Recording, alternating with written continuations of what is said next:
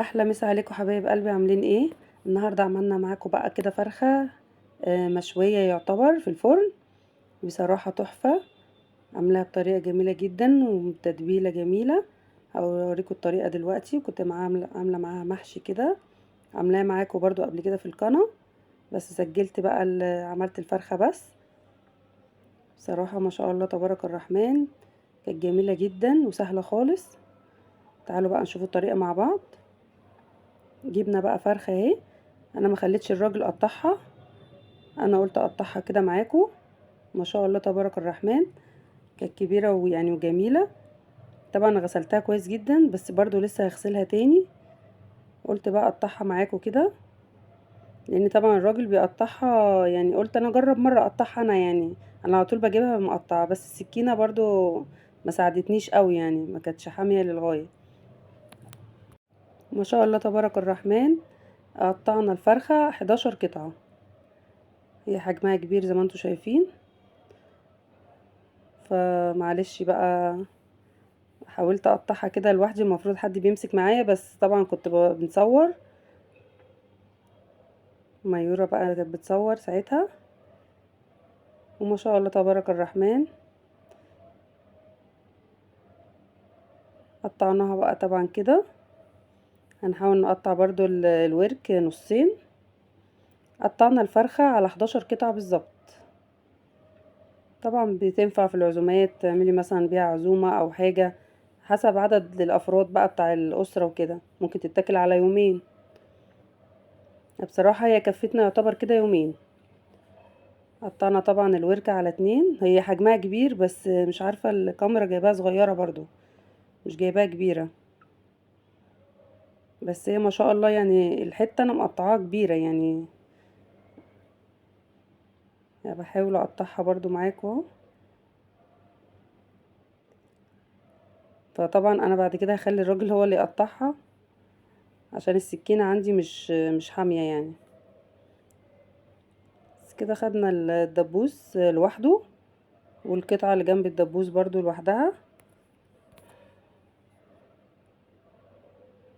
طبعا في ناس بتعملها على بطاطس، على كوسة، على اي حاجة هي حباها، او بتحطها كده في الصينية لوحدها برضو بالتتبيلة وكله. بس انا حبيت معاها بصراحة بطاطس. كنت مقطعة طبعا بطاطس ومقطعها كده شرايح برضو. بصوا ما شاء الله حجمها كبير، بس مش عارفة الكاميرا ظلماها يعني. طبعا وقطعت الصدر برضو، بس عشان ما اطولش عليكم الفيديو.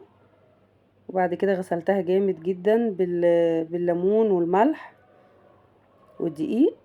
بصوا هنا كده، ما شاء الله تبارك الرحمن، عملت 11 قطعة وحجمها كبير. يعني الحتة حلوة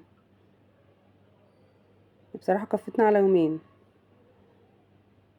بصوا ما شاء الله تبارك الرحمن، غسلتها كويس جدا طبعا. نحضر بقى مع بعض التتبيلة بتاعتها.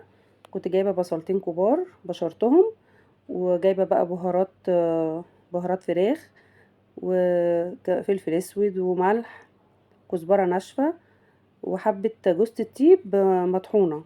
وجايبة 4 معالق من الصلصة، اللي هي الصلصة الجاهزة. حطيناهم بقى على بعض كده. طبعا انا كنت عاملاها قبلها بيوم. انت ممكن مثلا لو مستعجله ولا حاجه عادي تعمليها، بس لما اكون قبلها بيوم بيبقى افضل.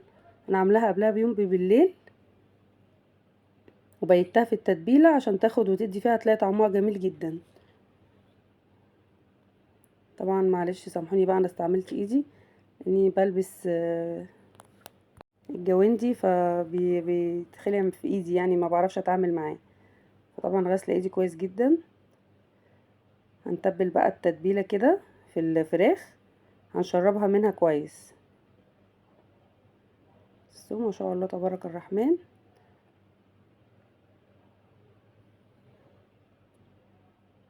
هتبلها كلها كده بنفس الطريقة. طبعا ما فيش اسهل من كده. في ناس بيحطوا حاجات تانية كتير، بيحطوا لبن، بيحطوا زبادي، بيحطوا حاجات تانية كتير. بس هي يعني كده بصراحة اسهل حاجة يعني. وبنفس الوقت برضو ريحتها كانت جميلة جدا، ومحطوطة في الفرن الريحة كانت مالية الشقة. ما شاء الله ريحتها جميله جدا. خلصت اهو معاكم، حطيتها في التلاجة لتاني يوم، غطيت عليها طبعا كويس. تاني يوم طلعتها اهو، بصوا عامله ازاي، ما شاء الله تبارك الرحمن. جبنا بقى الصينيه بتاعتي، كنت مقطعه شرايح بقى بطاطس، حابه تحطي كوسه، حابه تحطي اي خضار انت حباه تحتيها. في ناس بتحطها كده من غير اي حاجه تحتيها، بس انا صراحه بحب الحاجه بصراحه من تحتيها بتتشرب من الفراخ، بتبقى طعمها جميله جدا. وحطيت بقى ايه حبه صلصه اهو زي ما انتم شايفين، كانت متسبكه عندي، وقمت رص عليها الفراخ. في ناس بتحب تحطها كده في الصينيه لوحدها. وطبعا كنت مولعه الفرن وحطيتها على الشبكه. خليني اقول لكم ريحتها كانت جميله جدا، والبطاطس برضو نفعتني لتاني يوم. يعني المحشي كان اول يوم مع الفراخ، وبقيه الفراخ بقى فاضت برضو، قضيت بيها تاني يوم في الغدا مع البطاطس، وطبعا شويه رز. وقضينا كده اليومين ما شاء الله تبارك الرحمن يعني. حيرة على الاكل كل يوم بصراحه، فقلنا نعمل بقى ايه كده حاجه سريعه. حطيناها بقى في الفرن، وهي ده الشكل النهائي بعد ما طلعت. طالعه طبعا متحمره ومستويه جميله جدا. حطيتها على الشبكه، ولعت الفرن وحطيتها في الشبكه اللي في النص. بصوا عامله ازاي مستويه وجميله جدا ومتحمره. وطبعا عامله جنبها المحشي اهو، طبعا عاملاه قبل كده معاكم في القناه الطريقه بتاعته كلها. بتنجان وكوسه وورق لا كرنب. وكنت عامله ورق عنب برضو، بس المره دي عامله كرنب. وبألف هنا وشفا عليكم حبايب قلبي.